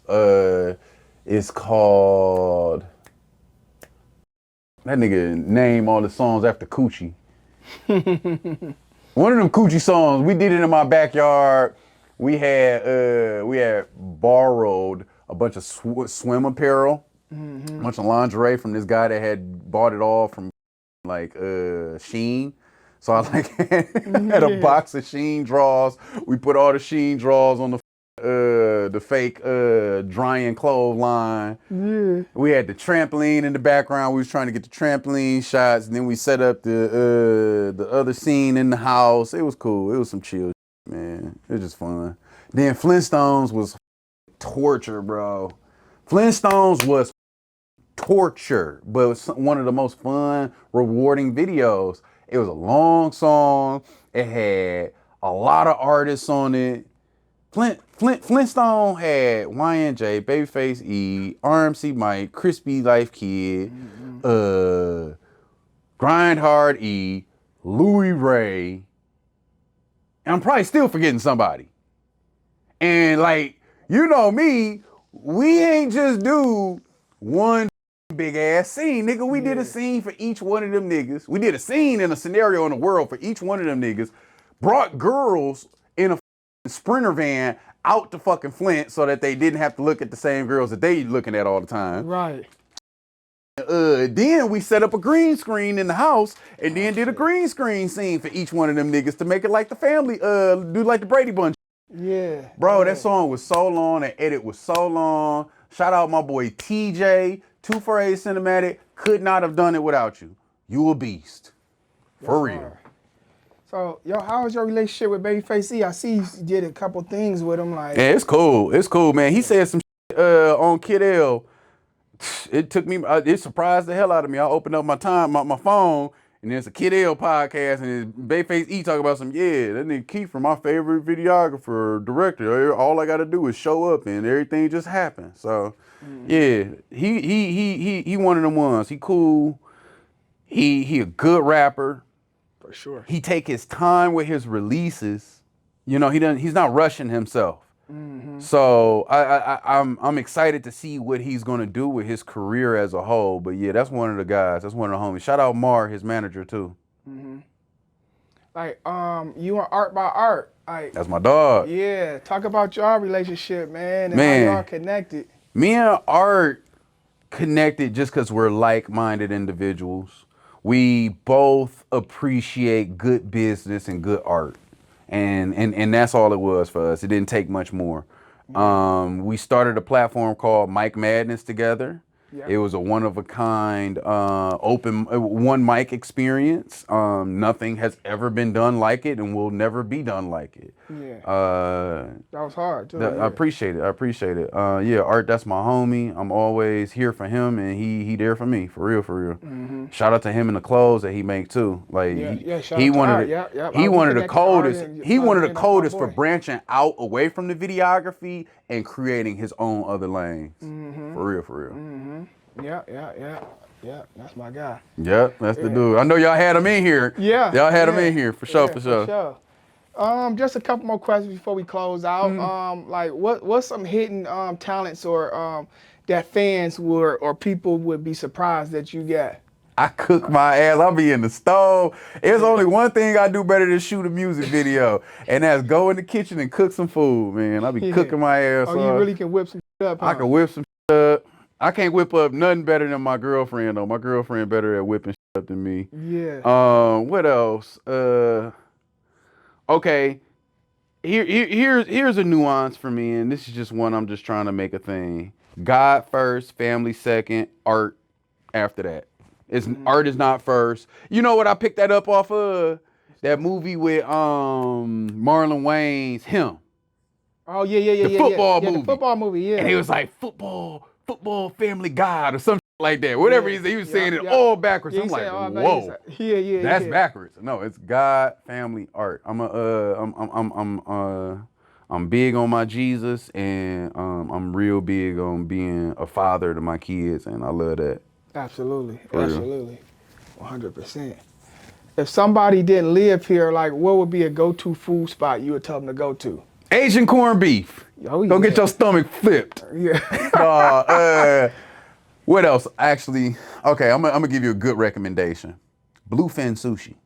Okay. Bluefin sushi. Mm-hmm. Yup. Fire. Yeah. If you wasn't shooting videos, what would you be doing? That's a cold question right there, my dude. Yeah.